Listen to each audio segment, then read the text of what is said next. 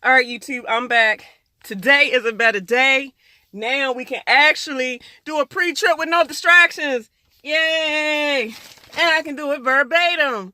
Let's do it. So the things that you're going to need, especially if you're going to prom for your training or whatever, usually when you get there, they're going to give you a handout. And this handout is going to be for studying because it should help you to get to where you need to be. So I still got my handout, so I can go over this with you guys. And it's pretty much standard for most pre-trips. So if you went to another company other than Prime, you still might can learn from this. Now, yesterday, my truck needed a little bit of power steering fluid. So I'm going to bring my power steering fluid that I got from the TA truck stop. I'm going to bring this and top off my power steering fluid. So before I pull off, I know that I'm fine. So come on guys, let's start our pre-trip today. 3 points of contact, part of safety. Got my 3 points. I'm gonna see how far I can get today. I'm not sure if I can do to complete everything, but we're gonna do this. So y'all don't hear any wind. Can y'all hear me? Sound check, sound check. So what you're gonna need is something to check your oil with, a napkin, whatever you use, but I got my baby wipe. And then your handout, and then you can go to a truck that they may have on Prime's campus lot. And sometimes you can ask the drivers, can you practice on that car, and sometimes they'll let you. Or you can use one of the trucks from off the, what is it, the pad. Yeah. So what I'm going to do before I start, and everything don't have to be necessarily in order how I'm doing it, but just make sure you get most of these things down packed however order you choose to do it. So now I'm going to unlatch my latches. There's 2 latches on each side of a tractor hood. So you're going to unlock it and unlatch it. I already unlatched the other side. So however you choose to lift it up, obviously I'm holding a phone and the camera. So of course I have to lift it up in a weird way because I'm trying to have you guys see what I'm doing. Alright, so that's it for that.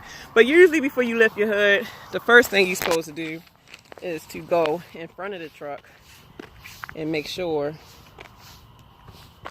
that there is no leaks and that it's not leaning from one side to the next. And usually without the hood up, you can look at the mirror and make sure that the mirror ain't cracked, or I mean you're gonna see that anyway while driving.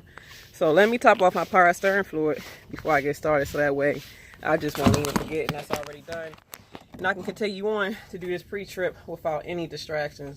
You also want to have gloves on while doing this too. Whatever gloves you choose, that's on you. But I finally found my good work gloves that I think I paid like $19.99 for these. And these are more like work gloves, to where it's like your work yellow vest. So I guess it makes things more visible for you when you're out here.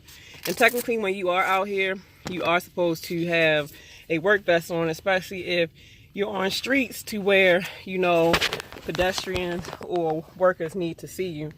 So let's add our fluid. Now that I got my work gloves on, I can work in a proper manner. So let's poke a hole in it. All right, like this type of power steering fluid is universal. So it says mixes with other fluids, contains corrosion inhibitors, keep system clean and operating smoothly. Power steering fluid. So like usually on cars, I'm not too sure about tractors, but you're supposed to have the engine running. You're supposed to have the engine running. Wait a minute. This is my first time putting this fluid in, so the thing cap don't want to come off. Alright, so let me show y'all this. When you filling up your power steering fluid on your 2019 Cascadia, you would think to take this off. Maybe you wouldn't, but this cap that's on the left hand side, that's going to be the cap that you're going to remove to put your power steering fluid in. And when you fill it up, you just want to fill it to the max line. I mean, I probably could have been okay to leave it in the middle, because when you go to drive, the fluid is going to raise slightly anyway. But my truck's been sitting all night, so I know that this is the correct reading because it had time to drain back down and sit. So obviously where it say max, that's the absolute max that it should be filled to. So that's where I'm going to fill it to, because obviously you do a lot of riding, and when you turn your steering wheel, which turns your linkage, it's using all those power steering fluids to lubricate the gearbox and the parts. So fluid does burn off, and that's why oil burns off, because you're driving thousands and thousands of miles. So that's wear and tear, to where just like your body uses up a lot of H2O, which is water, these parts use up a lot of oil, which is this type of stuff that we're putting in there. So let me fill it up to the max.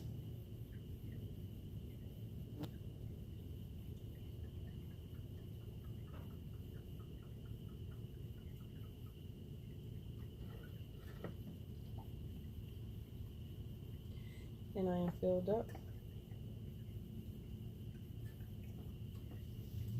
Alright, so it didn't take the whole bottle, but when you work and you ride, you know, over the course of a few weeks or so, you're going to end up adding oil and power steering fluid. But if you keep adding things as far as like for your fuel, for like, you know, better MPGs, then you should be okay. So let me check my oil too, so I can just breeze right through this pre-trip. Make sure my oil is where it's supposed to be.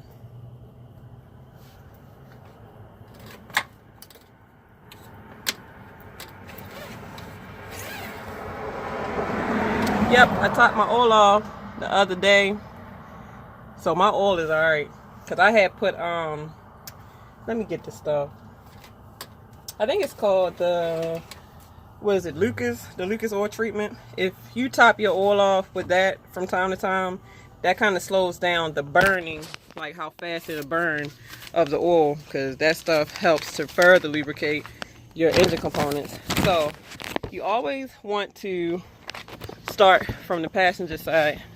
So this video is going to go long. Obviously I would do my pre-trip a whole lot quicker, but because I'm trying to explain things as I go, of course this video is going to go longer than it normally would take me to do my pre-trip. So we're starting on the passenger side, and then we're going to work our way around. There's only two things. Let me see. We checked the front of the truck. So there's only two things on the passenger side that you're going to check. We're going to check the belt driven alternator, and what you're going to say is,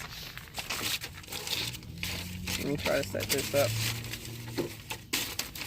All right, we're going to check the, we're going to check this gadget right here, the belt driven alternator, and what you're going to say is that it's properly mounted and secured, not cracked, bent, or broken, and that all wires, the wires right here, are connected, and that the serpentine belt, which is this right here, you pull on it, pretend like you're pulling on it, and you're going to say the belt is not cracked or frayed, and that the free play is between 1/2 to 3/4 of an inch. And then we're also going to go to, we're going to check how general hoses, which is, you know, all your general hoses that you can clearly see. We're going to check our general hoses and make sure that it's properly mounted and secured and on both ends, and that there's no abrasions, bulges, or cuts, and that there's not leaking. The reason you want to say that it's not leaking, because hoses carry things. It carries things such as air, oil, fluids. So if anything that it carries such as that, then it's possible that it could leak. That's why you want to say not leaking.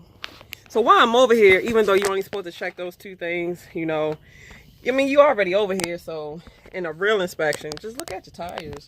We're going to check the tread, make sure for the front tires that is no less than 4/32. We're going to check the sidewall, make sure that there's no abrasions, bulges, or cuts.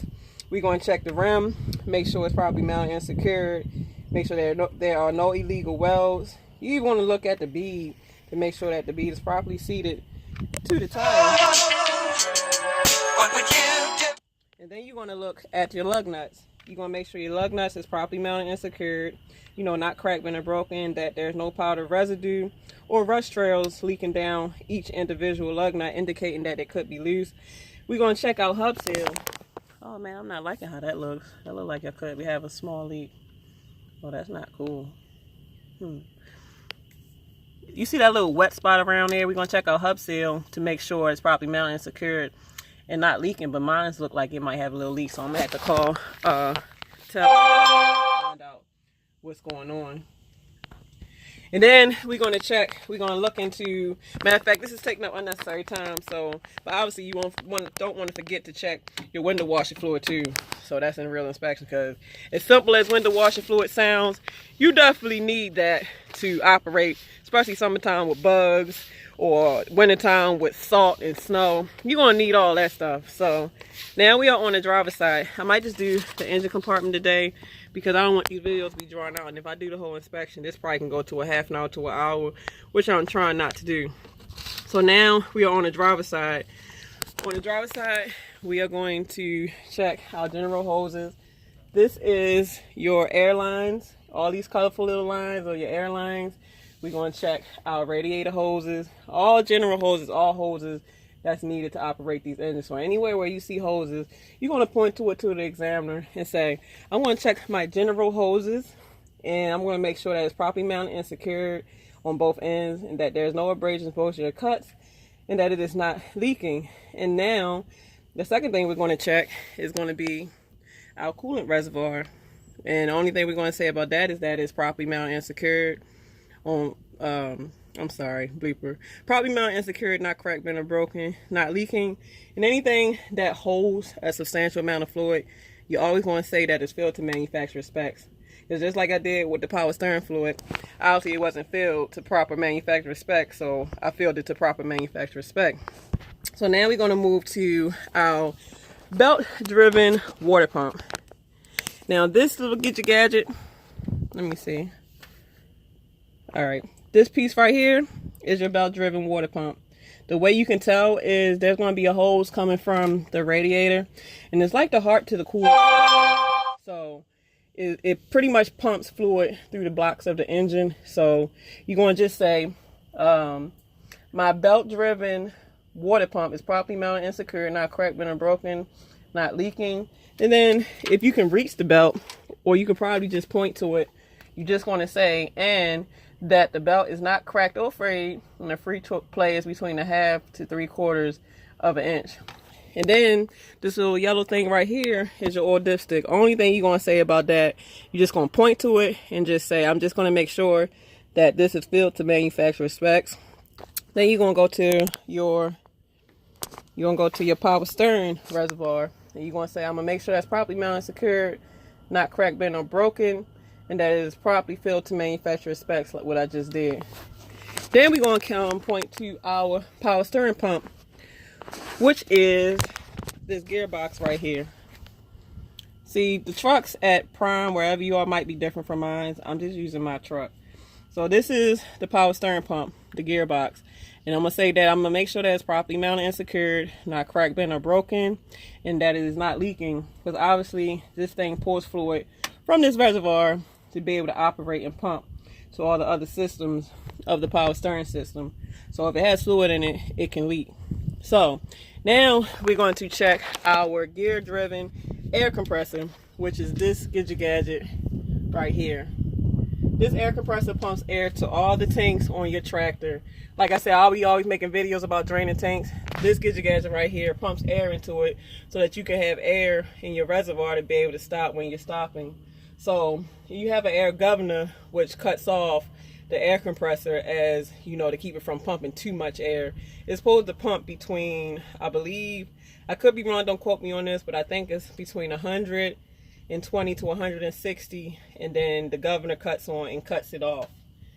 So that's just educational. Then we're going to check the steering gearbox and hoses. So wait a minute. So I kind of got the pump and the gearbox confused. I believe that this pump, I could be wrong. I forgot where the power steering pump is. I'm having a brain fart. So yeah, because this is the gearbox unless the pump is incorporated in the gearbox. But this is the gearbox. We're gonna make sure it's properly mounted and secured, not cracked, bent, or broken, and that it is not leaking. So now we're gonna move on to the steering linkage. This piece right here is an L shape. So you're just gonna L shape go down, and the L shape, that's the full steering linkage. And you're gonna say that it's properly mounted and secured, not cracked, bent, or broken, and that there are no missing castle nuts or cotter pins. And you're going to make sure you point to the pitman arm. You're going to make sure you point to the drag link, the tie rods, and point to all 3 castle nuts. So all 3 castle nuts, this is one right here, and let me see. This piece right here is the cotter pin. So we're going to make sure that the cotter pin is not missing and that the castle nut is properly mounted and secured. This hub assembly right here is the second castle nut. Make sure that the cotter pin is in there, properly mounted and secured. And then this piece right here is another castle nut. Make sure the cotter pin is in there, it's properly mounted and secured. That's the tie rod. That long adjuster sleeve is the tie rod. So now we're going to go to our spring hangers and mounts. Our spring hangers and mounts. This is the spring hanger right here, along with your leaf spring and your U-bolts. All you want to say for general parts like that is that it's properly mounted and secured, not cracked, bent, or broken. Then we're going to check our shock absorbers. And let me see. We're going to check our shock absorbers. Make sure that it's properly mounted and secured on both ends, because there's 2 bolts that holds this shock absorber on. And you're going to say that it's not leaking because it carries oil. And what the oil does is it helps the shock go up and down as you hit bumps, and it absorbs the bumps and escapes through the oil back into the air. That's how we're able to have a comfortable ride. So now let's go to the second page. I'm actually supposed to be on the road, so I mean, I got a little bit of time to spare, so I'm kind of sparing it with y'all. I always pretty much start my day off with, you know, checking in with you guys. And after I start my day off, then I pretty much get to work and start driving. And y'all won't hear from me until I finish my work day. So the next one is going to be, let me see, brake hose in line. So our brake hoses in line is this line right here. Goes from the body, well, it's a little thing right here that is mounted to the frame, and it goes from this piece into the brake chamber. So we're going to say that properly mounted and secured at both ends, no abrasions, bulges, or cuts, not leaking air, because obviously it carries air into the brake chamber, and this is a rubber and plastic piece. Anything rubber or plastic, you're going to say no abrasions, bulges, or cuts, or frayed. Now we're going to check the brake chamber. Make sure it's properly mounted and secured, not cracked, bent, or broken, and not leaking air, because brake chambers hold air so that we can have brakes. Then we're going to pull out our brake slack adjusters. Properly mounted and secured, not cracked, bent, or broken. With the brakes released and pulled by hand, the push rod shouldn't move no more than 1 inch. Now we're going to check our brake drums. Like this brown piece right here is a brake drum. And we're going to just say that it's properly mounted and secured, not cracked, bent, or broken. Then we're going to check the brake lining. This piece right here, the inside of the brake drum, is the brake lining, which is called brake shoes. But you're just going to say it's properly mounted and secured, not cracked, bent, or broken. No oil or debris. Fixture material is not worn, dangerously thin. So when you're talking about brake linings, there's not a specific number that you can say is no more worn, less than. All you just need to say is that it's not worn, dangerously thin. So now we're going to move to the axle seal. I'm going to have to call about my axle seal, because mine looks like it's leaking, and I really don't like that. That's crazy how this is a new truck. It seems like Freightliners are known for axle seal problems, because my last new truck had the same problem, and then my boot truck had the same problem. So that must be a known recall on these Freightliners. But we're going to check the axle seal and hub. The axle seal and hub is this little gadget in the middle of the rim. And what we're going to say about that is that it's properly mounted and secured, not cracked, bent, or broken, not leaking, and filled to manufacturer specs. Sometimes the way you know if this hub is filled to manufacturer specs, some of these will have a little glass window in there, which this one doesn't. So it's really kind of hard to know if it's filled. You just have to just make sure that it's not leaking. But if it is a glass window, that's how you know that it is filled to manufacturer specs. But you're still going to say that on the test anyway. So now we're going to go to the rim. Now for the rim, you're going to say that it's properly mounted and secured, not cracked, bent, or broken, and that there are no unauthorized welds. And then the lug nuts, you're going to say, the lug nuts are right here. You're going to say it's properly mounted and secured, not cracked, bent, or broken. And there are no missing, no rust trails or powder residue, and no cracks around the bolts. If you see cracks around the bolts, and this even for your personal car, that means whoever worked on your car last and over tightened your bolts, and now most likely you won't be able to get it off. They probably would have to cut off that lug nut and stud because they done over tightened it. So when the next mechanic go to try to take it off, that lug nut probably just gonna spin and spin. And that's why I said they probably have to end up cutting it off. So if you see cracks, that means they over tightened it to where they done cracked your rim, because I believe most of these rims are made out of alloy, and the alloy is not as tough as like pure metal is. So then you're gonna actually check your steer tire. This is your first steer tire, and you're gonna check that there's no abrasions, bulges, or cuts to the tread sidewalls. That's the sidewall. And then you're gonna check the tread depth, make sure it's no less than 4/30 seconds of tread, and then you're gonna and make sure that it is properly filled to manufacturer specs, checked with an air gauge. So for people that may not know what an air gauge is, you can't use a air gauge that you would use for a car, because majority tractors, their PSI level when it's cold should be a minimum of 100 PSIs when it's cold, and no maximum of 120. You know, because as you drive, air heats up, and when the air heats up, it goes up. So, you know, when it's cold, it can start off as 100 PSI, but as you drive, the PSI molecules or the air gets higher. So by the time you come to a stop and check it again, it'll probably be like 115 to 120 PSI. When it was cold, it's 100, you know, 100. So remember this too, the colder that the weather gets, or the colder it is outside, the more that your air pressure goes down. But as you drive, the molecules in the air heats up and your PSI goes up. So remember that. And for people that don't know what a tractor air gauge looks like, this is what a tractor air gauge looks like.